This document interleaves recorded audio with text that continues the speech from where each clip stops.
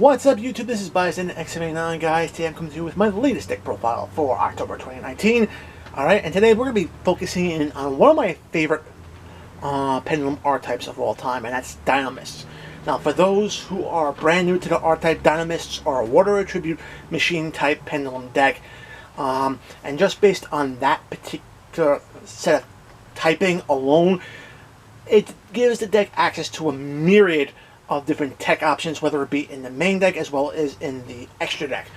Alright, so you can customize this deck to play to your own particular styles. Alright, this deck is very strong. It can win by itself without having to extend into the extra deck, and when it does start extending into the extra deck, it gets even crazier. Alright, so without further ado, we're going to get right into this. Alright, we're going to start off talking about the Dinomist monsters. Alright, and the first thing I want to talk about here are the scale 3s. Dinomists have two scales, scale 3 and scale 6. Alright, we have two copies of Dinomist Spinals, which is a scale 3. Now, all scale 3 monsters have the same effect, where basically if a Dinomist card or cards will be destroyed by battle or card effect, this card will destroy itself instead and basically protect those cards from being destroyed. Okay? Spinals itself has a pretty damn awesome effect, and it can help win games, alright? While cards in the field, you contribute a Dinomist monster and gain one of two effects. The first effect, you can turn around and attack your opponent directly. The second effect allows you to attack twice. And the real cool thing about Spinals is you can actually use its effect twice and get both effects. So you're basically can attack your opponent's life points directly twice. At 2,500 attack points, yeah, that's 5,000 points of damage to your opponent's face.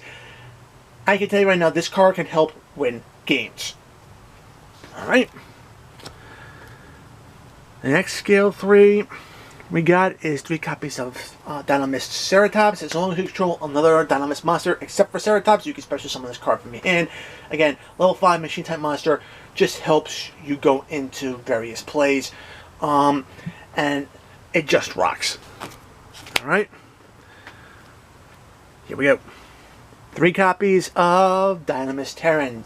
Dinomist Terran is pretty awesome. Whenever it attacks and destroys one of your opponent's monsters by battle, you're searching your deck for another Dinomist card, whether that be a monster, spell, or trap. Alright? And last but not least, I'm on 1 copy of Dinomist Stegosaur. Its effect basically activates whenever one of your pendulum monsters attacks one of your opponent's monsters. At the end of the battle step, you can destroy them both. It's a very niche effect. To be very honest, I don't wind up using it. I just typically use Stegosaur for its scale. Alright.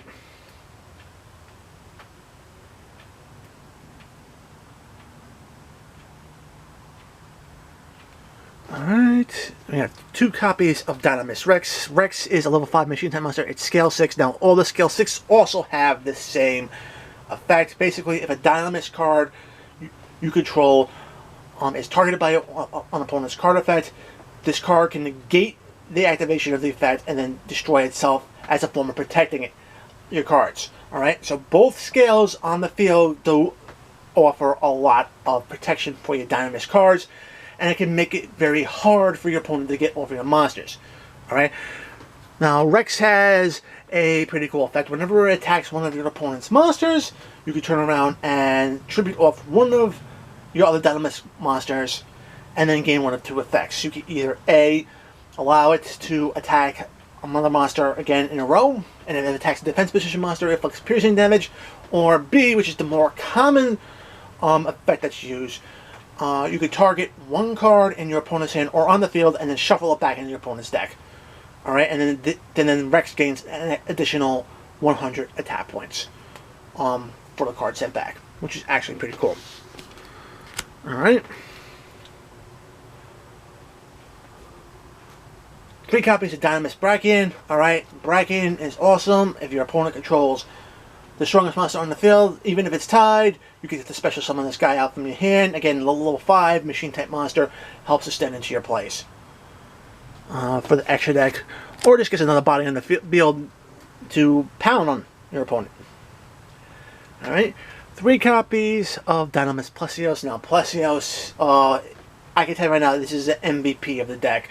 It has a continuous effect. Basically, as long as this card's face up in the field, your opponent's monsters lose attack points equal to the number of Dinomist cards you control on your side of the field. Alright? Times 100. So, just 1 copy plus your scales and maybe a howling and a charge. That's about 500 points.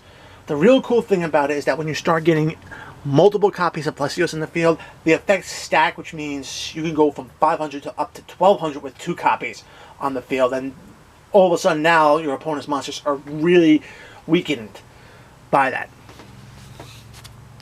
Alright, and last but not least, I do run 1 copy of Dinomist Ankylos. Alright, Ankylos is actually pretty cool. It has a beefy defense at 2000, but its effect is actually really cool. Continuous effect, and basically whenever one of your Dinomist monsters would destroy one of your opponent's monsters by battle, that monster destroyed is banished instead of going to the graveyard. Awesome. Alright, so that's it for the Dinomist lineup.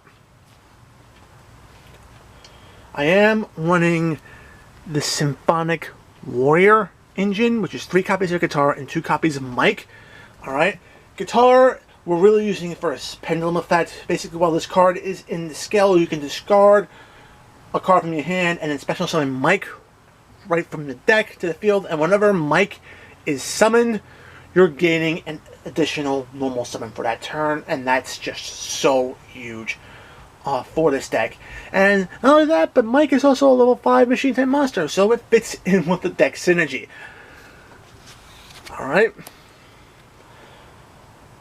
We got 2 copies of Abyss Actor, Curtain Razor. Alright, Curtain Razor is actually pretty cool. It discards in your Pendulum scale, and you control no monsters. You can actually special summon it to your monster zone from the Pendulum zone, which is actually awesome. Giving you a body that can help you start getting into your plays.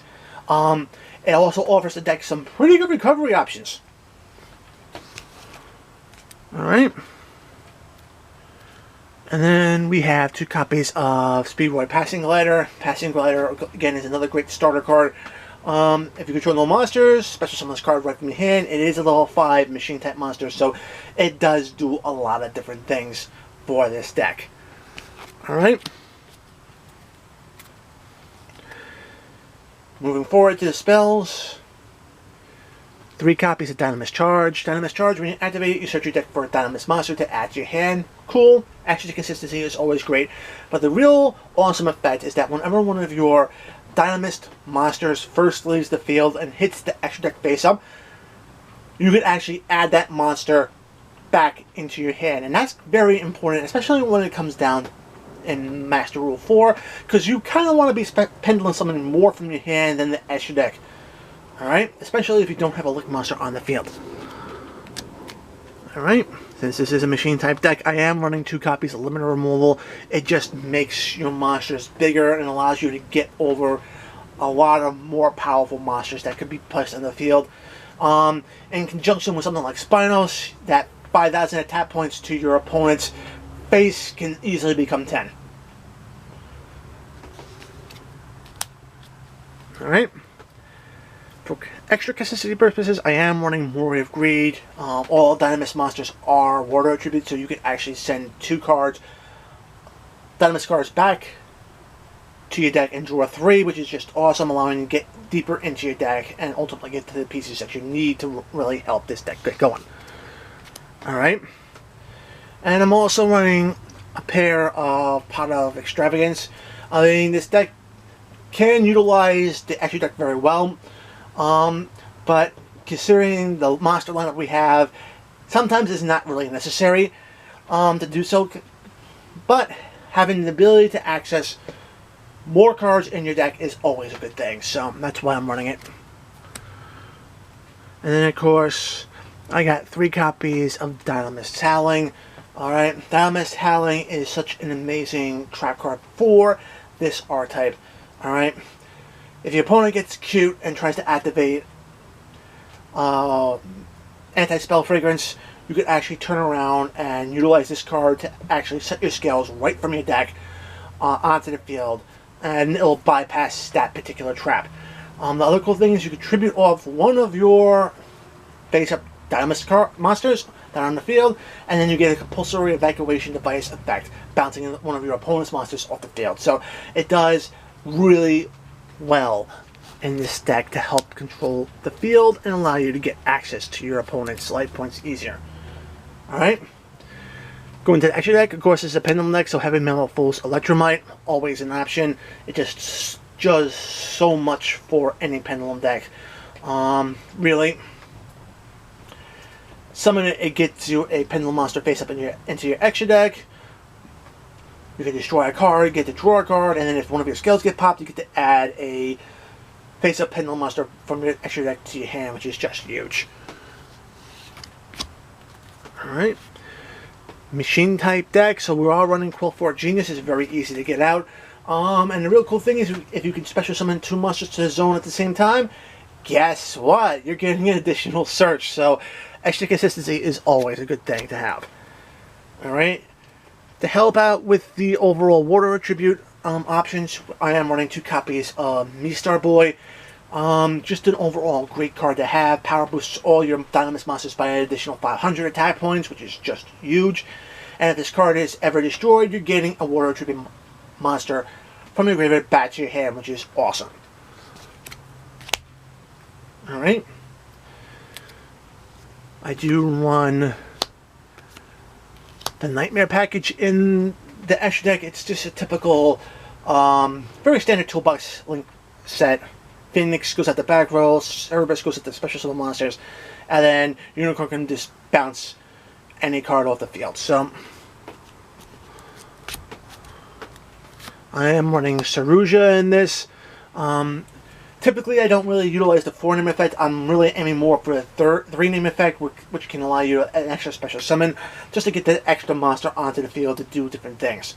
The deck can go pretty well, and you can do the 4-name effect, but typically, like I said, I typically just rely on the 3-name effect. Alright, for Xyz, Abyss Dweller. Abyss Dweller was actually pretty damn awesome. Stops graveyard effects by detaching a material, but the real cool thing is that if you use a water attribute monster as a material, it power boosts all your other water attribute monsters on the field by an additional 500. So imagine getting this guy with a Dinomist monster as a material, and Mistar Boy on the board, and all of a sudden now you also get maybe a couple of copies of Dinomist Plusios. Yeah, you see where I'm going. It's going to be very hard for your opponent to really deal with your boards. I do run the Bahamut Shark, and totally awesome in this deck. I mean, I like the combo a lot. It just adds an additional negate onto the field.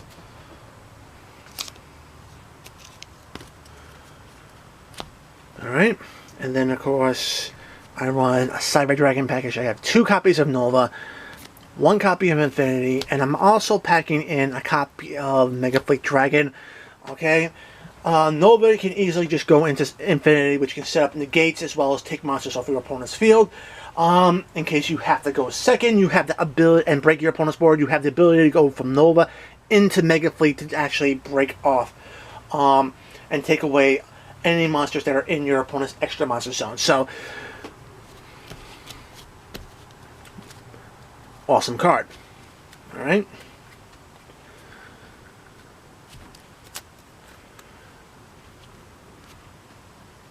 Guys, that is it for my Dinomist deck profile for October 2019. Guys, if you liked the video, make sure to give it a thumbs up. If you want to see more content like this on my channel, make sure to subscribe. Enable notifications, especially the YouTube notifications, so you don't miss a single upload. Check out the description box below. Find the invite link to my Discord server. Join the conversation. We would love to have you. Follow me on Twitter at BystanderX79. And guys, as always, until next time, peace.